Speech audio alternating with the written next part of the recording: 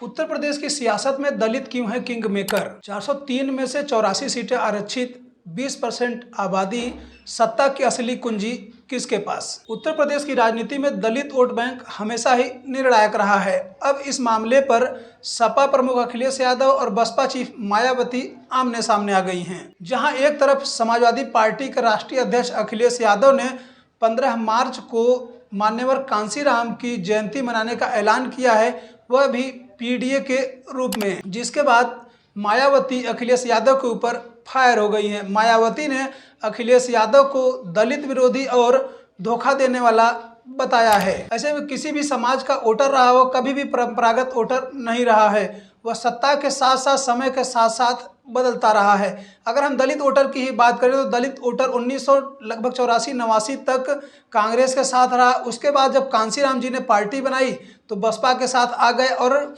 मायावती को सत्ता तक पहुंचा। के बाद 2014 में भारतीय जनता पार्टी के साथ चले गए, फिर 2017 में उत्तर प्रदेश में भाजपा के साथ चले गए और योगी आदित्यनाथ ने सरकार बनाई। फिर 2019 में भाजपा के साथ चले गए और फिर भारतीय जनता पार्टी केंद्र में सरकार बनी।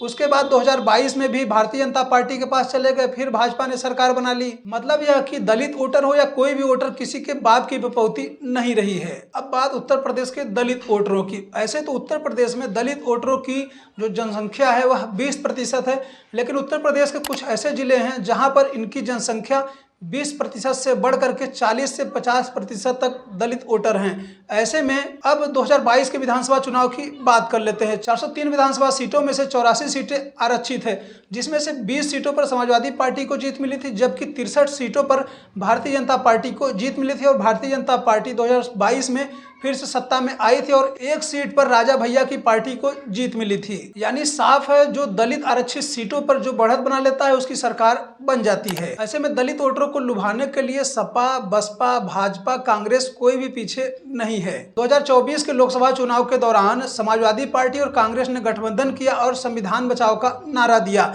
जिससे सपा और कांग्रेस को फायदा हुआ और 43 सीटें जीतने में कामयाब हो गई।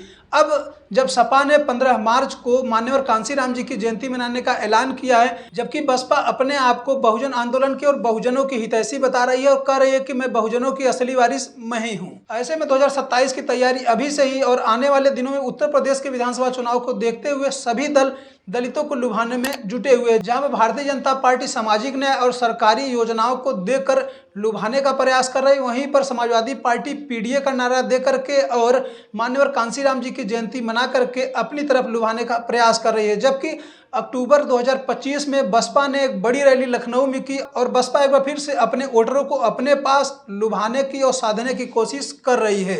यूपी की सियासत यह बताता है कि दलित वोटर जिस ओर झुक जाता है सत्ता उसकी हो जाती है। वहीं पर 84 सीटों का गणित ही असली राजनीतिक गणित है, वोट बैंक नहीं बल्कि किंग मेकर है। 2027 की जंग में फिर वही सवाल होगा कि दलित समाज किसके साथ खड़ा होगा।